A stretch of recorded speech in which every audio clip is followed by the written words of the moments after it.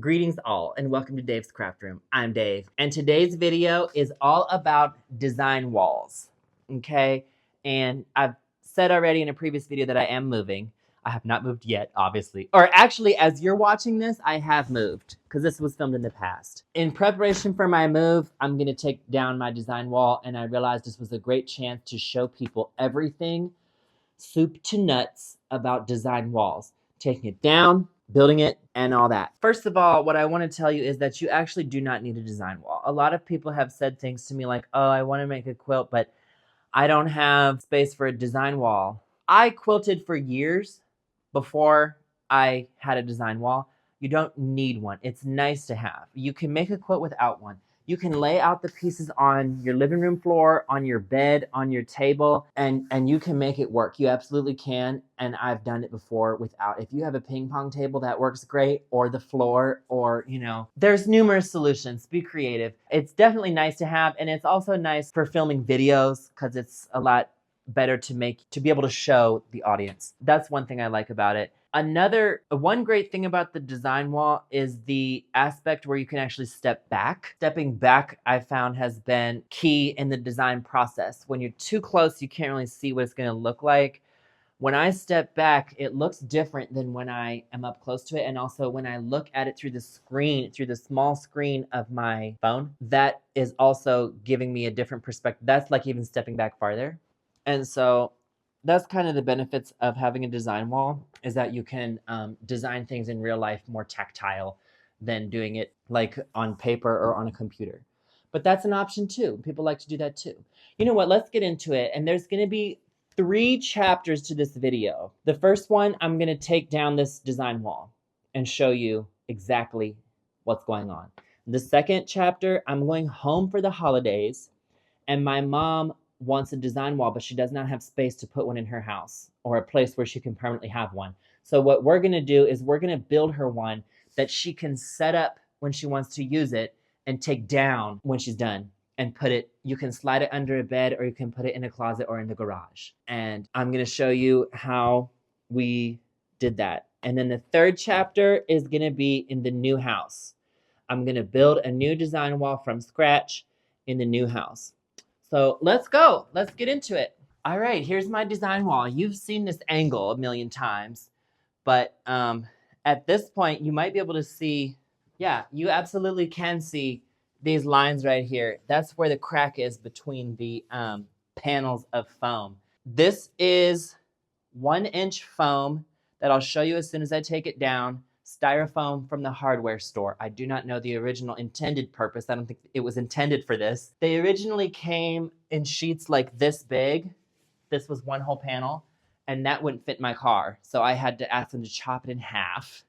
They chopped it in half, and then there's 1, 2, 3, 4, 5, 6 panels, and then these are, those are a 4th panel, rather, chopped into quarters and put at the bottom. I did carve out a spot for this outlet. I don't really use that outlet. I just felt like I didn't want to cover it up completely. So I probably just got like a craft knife and cut it out. The way it works is that fabric literally just sticks. It just sticks. I don't know how. I'm not a scientist, but it just sticks. And if it's too heavy, it'll fall. And then that's why I can get a pin and pin it in there. So there's other options. Some people don't have foam behind it. You can just set up a quilt batting and just know that you won't be able to pin in it necessarily, although you kind of can. You can probably figure something out. I like to have the option to pin. Let's take it down. How big is it? Should we figure out how big it is? 9 feet. Exactly. That's 108 inches. 108 inches or 275 centimeters. And then how long is it? 90 inches. So that's pretty much big enough that you could do a king quilt. And if you did a king size quilt, like it would hang off the edge, but you can kind of get more real estate by allowing things to kind of hang off the edge or even line them up on the floor. And I've done that before. So let's take it down. The quilt batting is up here with spray adhesive.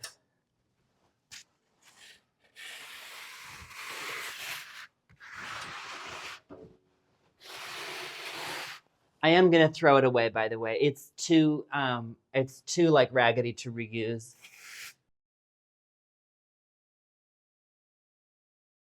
Hey, this is pretty good, sturdy batting, considering I glued it on and I'm peeling it off and it's staying together. Well, now it just fell apart, but... All right, I guess it's time to take down the foam. I did say that I put it up with command strips. I don't really know how taking it off is gonna go. Let's figure it out. Start at the bottom. Okay, that was easy. Like, look, do you see the command strips? Those are the Velcro ones. This is the one side of it, and the other side is still on the wall right there. In this case, it pulled off the whole, both sides of it. These are like barely even stuck on the wall. I'm surprised that held up.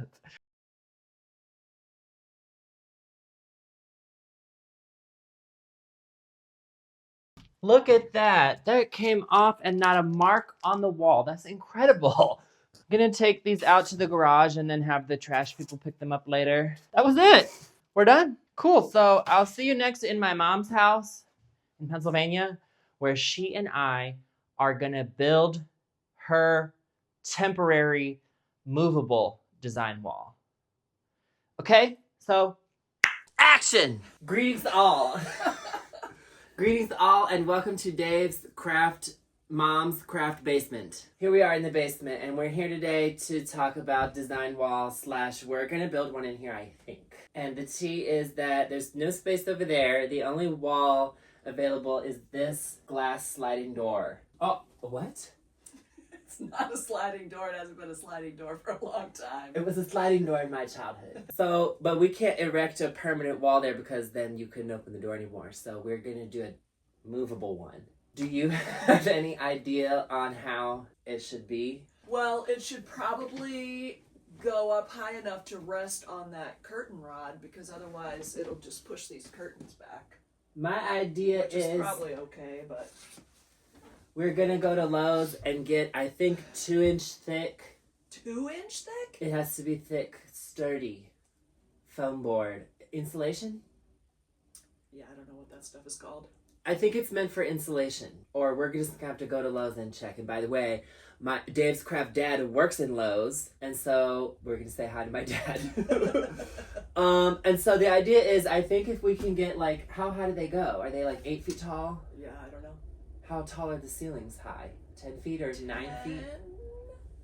So I'm like 6 feet tall. And there's like 3 feet above me. 9 feet? 8 to 10.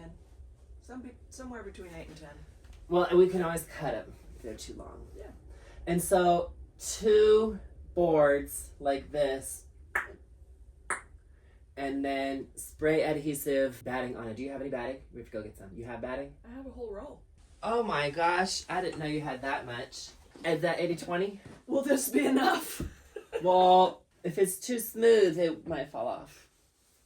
So the foam board is good for 2 reasons. I think 2-inch thick is good because it has to be sturdy, because it's not having a wall behind it. It's just leaned up against. And then you can stick pins in it once the blocks get too heavy. And then, do you want to have them be foldable in half? Yeah, because it has to go somewhere, in a closet or a garage or So then under a bed or... we will have the board, and we can, maybe at Lowe's we can have them chop it in half. That would be easier than us trying to chop it in half. We'll chop it in half, and then we'll have some heavy-duty tape. Do you have any duct tape? But it should be heavy-duty. All I have is just regular duct tape. Do you think that's going to be good enough? I think so. I feel like heavy-duty tape would be better. But we can try it. Chop it in half, put the duct tape on the back of it, and then open it up and put more duct tape on the hinge on the inside to keep it sturdy.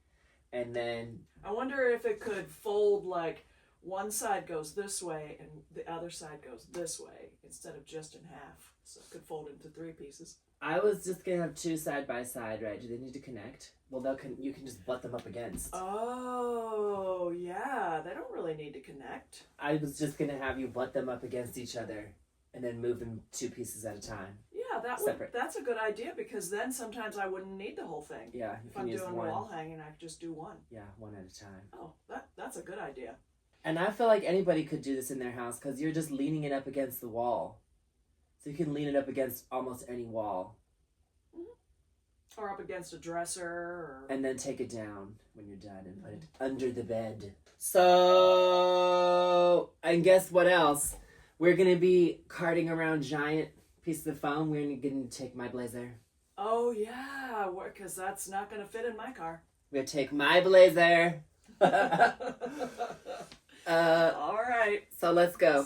go. It's time to go. Okay, we are looking for Dave's Craft Dad in this Lowe's. Here's Dave's Craft Dad. So, what aisle is the foam board, foam insulation board? 4x8 foam insulation board. Yeah, four by 8. 4x8. That's exactly the right dimension. Kingspan insulation 4x8 unfaced foam board. Aisle 20, bay 15. Aisle 20, bay 15. See, we got a man on the inside. Hey, are they gonna be able to chop it in half? I don't know what to tell you. I know very little about foam board. Aisle 20. Why I even carry the This is the card. employee discount card. Let's go. Okay, we got the spray adhesive.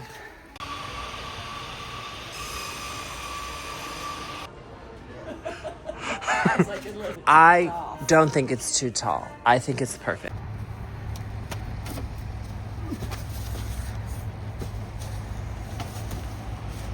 Okay, people, so we got the foam boards, and if you didn't realize this in the store, they came 8 feet pieces, right? And Mom thought that that was too tall. I can't even reach to the top of that anyway. Once we saw 8 feet, and so we had them chop a foot off so that they were 7 feet, and then we chopped the 7-foot board in half. Yep. And showed them. And they're in the back of my blazer. Okay, so we are duct taping the sides. We've done 3 so far. And that's because the side is so rough like this. All those bits. So we can put the duct tape on it to prevent them from falling off. Cool, so we're gonna start with this one. So it's gonna fold, the batting's on the silver side, and it's gonna fold like this. Correct. And then when it's leaning up against, the The batting's wall. on the outside and the fold is on the inside. Okay. Yeah.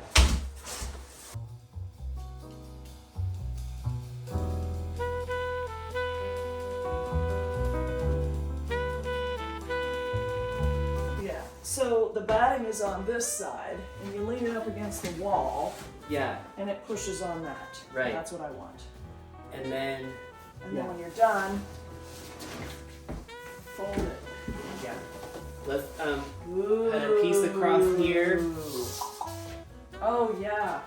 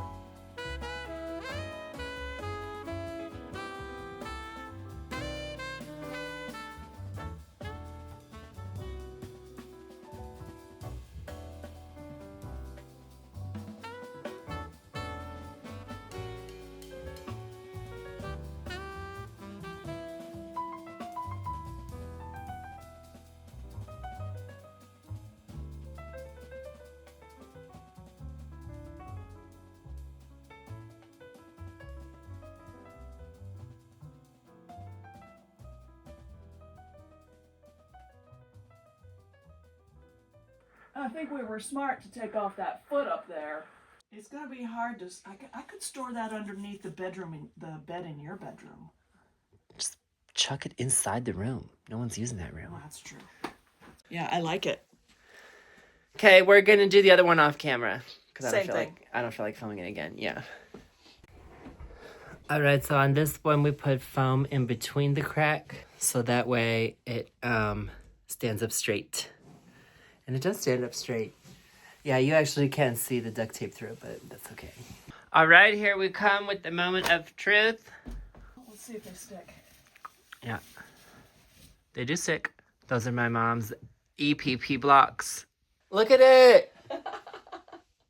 And this one over here. Yeah, you could put them side by side, or you could put them in different corners. Yeah.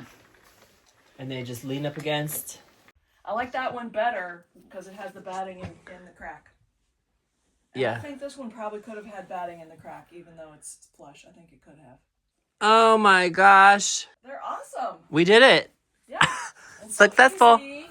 Cool, so I'll see you next time in my new house where I'm going to build my design wall. Yeah. This video's going to have Will my it be design wall. different? I don't know. I Are there have no things idea. that you learned from the other one that you'd make this one different? I'll probably just do it the same. Awesome.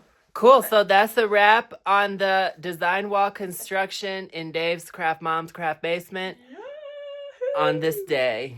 Toodles! Hello, people, and welcome to what will become my new craft room, or as I like to call it, the pink room. I don't know why the room is painted pink. It was just like that when I got it, but work. I kind of like the pink, actually. So here we are, and we are about to build my new design wall, which will be here. And by the way, the room itself here is a little bit smaller, but however, it's in a house which is bigger, and I have more room to sandwich quilts and so forth in other places in the house. So this is how we're going to build the design wall. It was not the way I originally planned, but the thing is that I had to get rid of my Blazer because it was just not a reliable enough vehicle for me. And so I ended up getting a small car, a Honda Civic, but it is a small car. So I couldn't really get big panels. Instead, I got these 2 foot by 2 foot tiles. And I will say that this is not necessarily a cheap way of proceeding, but it is a way if you only have a small car and you have to get these in the car from Lowe's, then that's one possible solution. And we're essentially going to put them on the wall. I would like to cover this whole wall. I actually, if I have enough, I actually might even do this wall just to have a place to keep stuff up but out of the way. And then these are the command strips. Realistically, I think I would probably only need, like, you could probably hold it up with 1, but I am going to use 2. Oh, I should lay this out. You know what? I'm going to lay this out, this king batting, because I want it to flatten. You know what I mean? I'm going to lay this out. Hold on.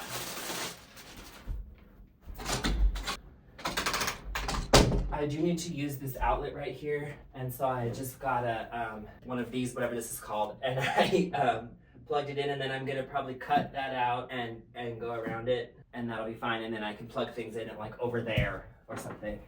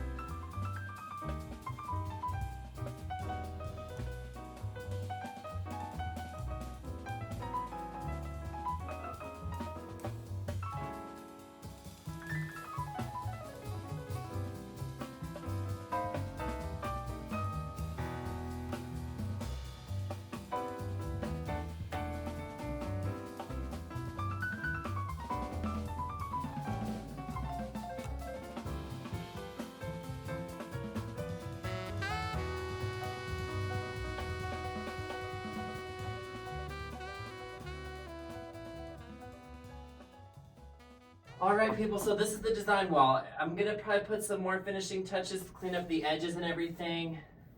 But that was pretty easy. It only took me, I think, an hour. Or going to Lowe's and buying the things took me longer than that. I am gonna put the things there, but I don't really feel like doing any more work today, so. The thing is, if you can get batting on a roll, it would be better. because you can, you don't have these ripples. It gets ripples like this from folding it in the bag.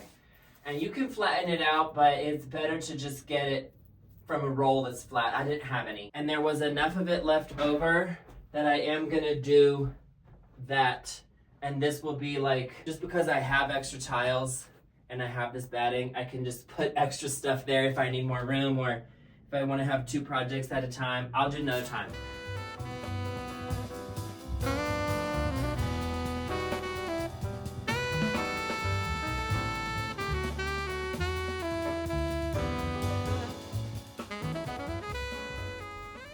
All right, that's it. There might be some more finishing touches, but it'll do for now. As I start to use it, maybe I'm gonna make some finishing touches. Yeah, so that's it. I guess that's gonna be all for today's video. Thank you for coming with me on this journey, and I hope you learned about design walls, because I do get the comment periodically, and now I can just point people towards this video and you know everything about design walls. As to how the fabric sticks up there, I don't know now. I've never known. There's no way to know. It's just magic. That's all. And stay tuned for 2025, because we've got a lot of really cool projects planned. Loads. And it's going to be awesome. So thank you for coming to Dave's Craft Room. Remember to like and subscribe to my channel, and please come again.